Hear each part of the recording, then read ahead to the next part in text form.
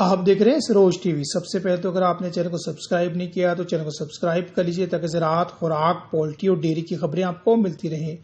آج ہم بات کریں گے پولٹری انڈسٹری کے بحران کی۔ پولٹری انڈسٹری بحران کا شکار کیوں ہوئی اور اس بحران سے کس طرح نمٹا جا سکتا ہے، کیا لائحہ عمل اختیار کیا جائے کہ پولٹری انڈسٹری جو ہے اس بحران سے، اس مشکل سے نکل آئے۔ ایک وہ وقت تھا کہ پاکستان کے تمام بڑے سرمایہ کار پولٹری انڈسٹری میں سرمایہ کاری کر رہے تھے اور پولٹری کے بزنس کو بہترین بزنس قرار دے رہے تھے، لیکن وقت کے ساتھ ساتھ یہ بزنس جو ہے تباہی کا شکار ہوتا گیا اور اب صورتحال یہ ہے کہ جو فارمر ہے اس کو اپنے اخراجات پورے کرنے کے لیے مشکلات کا سامنا ہے۔ اخراجات پورا کرنا ہی جو ہے اس کے لیے ایک بڑا چیلنج بنا ہوا ہے۔ اب اس چیلنج سے کیسے نمٹا جائے؟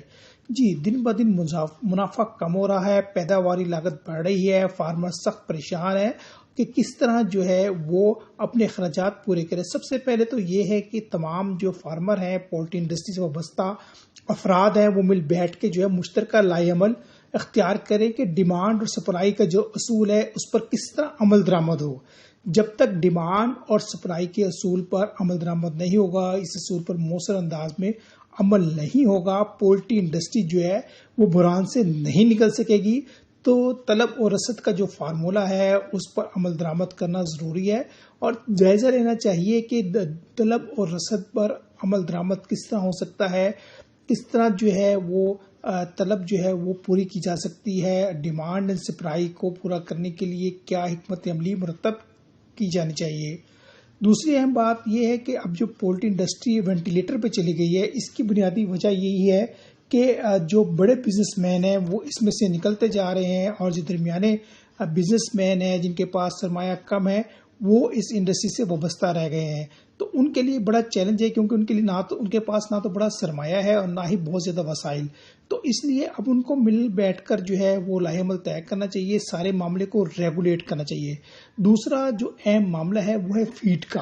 یہ بھی دیکھنا چاہیے کہ فیڈ کا مسئلہ کس طرح حل ہو سکتا ہے کیونکہ فیڈ کی قیمت میں بہت زیادہ اضافہ ہو چکا ہے اور فیڈ جو ہے وہ پولٹری انڈسٹری کا اہم جز ہے۔ جب تک فیڈ کی قیمت کم نہیں ہوگی تو مرغی کے گوشت کی قیمت کم نہیں ہو سکتی، پیداواری لاگت جو ہے وہ کم نہیں ہو سکتی۔ اس لیے جو ہے فیڈ کی قیمت کا جائزہ لینا چاہیے۔ حکومت نے جو فیڈ کی قیمت مقرر کی ہے اس کے پولٹری انڈسٹری پہ کیا اثرات مرتب ہوں گے اس کا جائزہ لینا چاہیے اور ایکسپورٹ کے حوالے سے بھی غور کرنا چاہیے۔ اس پر فارمر جو ہے متفق نہیں ہے کہ ایکسپورٹ کیا جانا چاہیے مرغی کا گوشت یا نہیں، کیونکہ بعض فارمرز کی رائے یہ ہے کہ دنیا میں سستا گوشت جو ہے وہ دستیاب ہے، لیکن اس پر غور کرنا چاہیے کہ کیا ہم پیداواری لاگت کم کر کے گوشت کو ایکسپورٹ کر سکتے ہیں۔ پیرنٹ کے حوالے سے بھی جو ہے وہ لائحہ عمل مرتب کرنا چاہیے، پیرنٹ کے حوالے سے دو ٹوک حکمت عملی مرتب کرنے چاہیے۔ اس کے علاوہ جو اہم معاملہ ہے کہ ادویات کا خرچہ بہت زیادہ ہے پولٹری فارمرز کا، تو پولٹری فارمرز کو جو لوگ ہیں ان کو چاہیے کہ وہ ادویات کا خود بھی کاروبار کر سکتے ہیں، خود بھی اس حوالے سے جو ہے وہ ایک اضافی جو ہے وہ بزنس کے طور پر اسے لے سکتے ہیں۔ یہ اتنا مشکل کام نہیں، چند ادویات جو ہیں وہ درکار ہوتی ہیں، اگر معمولی سے تجربہ حاصل کر لے جائے نہ سے وہ خود لے سکتے ہیں بلکہ وہ سپلائی کر کے اس کو ایک کاروبار کے طور پر بھی لے سکتے ہیں۔ تو یہ جو پولٹری انڈسٹری وینٹیلیٹر پہ چلی گئی ہے اس کو وینٹیلیٹر سے نکالنے کے لیے تمام اسٹیک ہولڈر کو مل بیٹھ کے جو ہے لائحہ عمل مرتب کرنا ہوگا اور ایک نقطے پر آ کر ہی جو ہے وہ اس مسئلے کا حل نکلے گا۔ بصورت دیگر یہ اسی طرح نقصان ہوتا رہے گا اور پولٹری انڈسٹری سے وابستہ افراد کے لیے جو ہے روز جو ہے ایک نئی مشکل آتی رہے گی۔ سب سے بڑا مسئلہ جیسے میں بتایا فیڈ کا ہے۔